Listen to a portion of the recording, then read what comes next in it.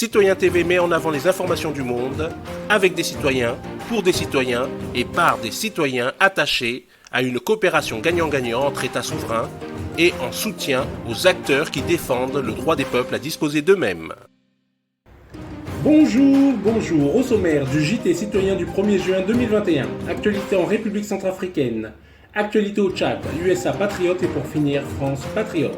Commençons tout de suite avec l'actualité en République centrafricaine. Forces armées centrafricaines, situées à la frontière de la RCA avec le Tchad dans le nord de la République, sont en état d'alerte maximale pour empêcher les rebelles des groupes armés illégaux de franchir les frontières centrafricaines, avait annoncé dans un communiqué jeudi dernier le porte-parole de l'état-major des FACA, précisant que les rebelles et les mercenaires qui n'ont pas déposé les armes et qui mènent des opérations militaires contre les forces gouvernementales seront neutralisés.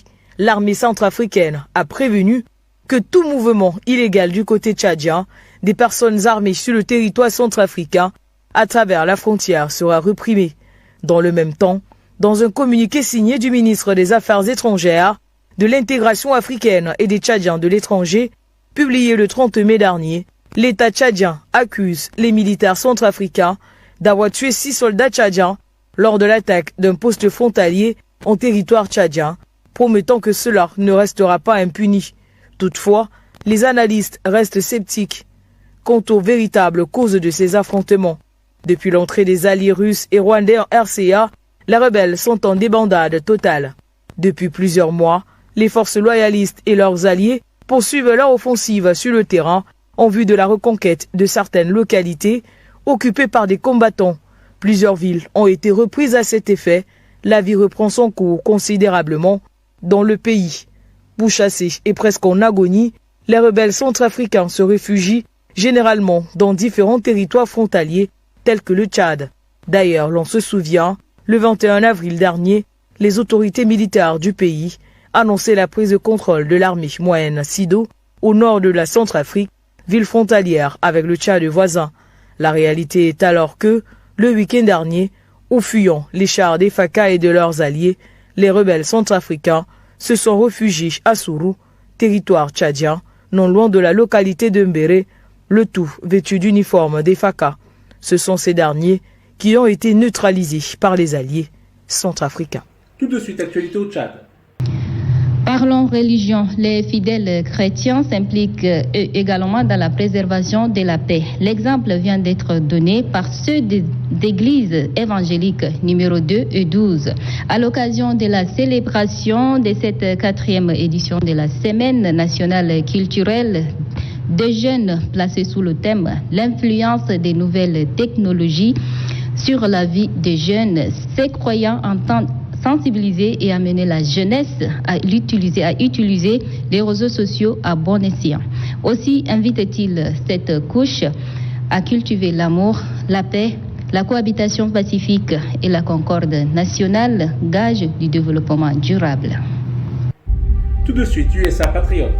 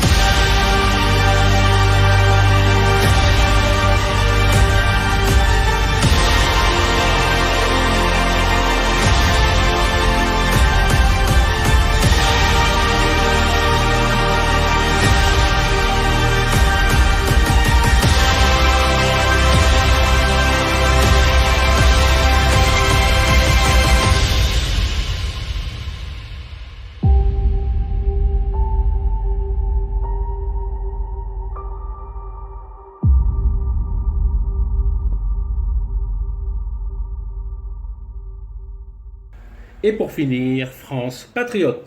Moi, je vais vous dire un scoop.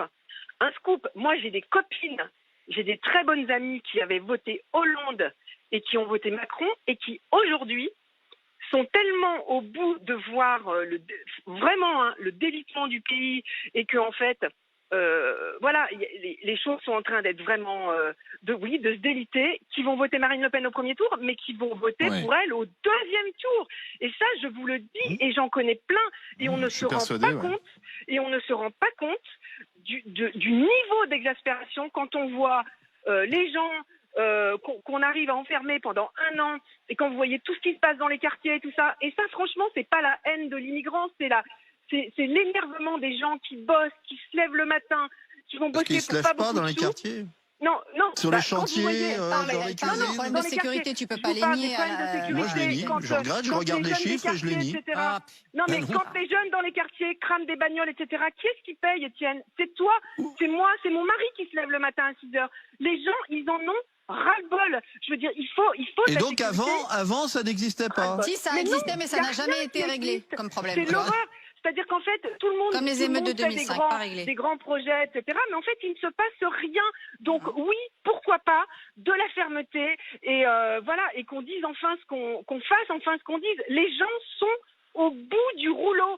Si des militaires le disent, mais c'est que c'est vrai. On peut, il faut aussi être réaliste. Je veux dire, les gens, ils en Armelle, ont marre. aucun scrupule à mettre votre bulletin de vote le moment venu, vous, l'électrice de droite traditionnelle, RPR, on va dire. Aucun scrupule. Voilà, d'accord. Aucun scrupule. Voilà. Tous ces gens de droite et puis le truc Marine est raciste, mais c'est fini ça n'existe plus parce que c'est pas vrai.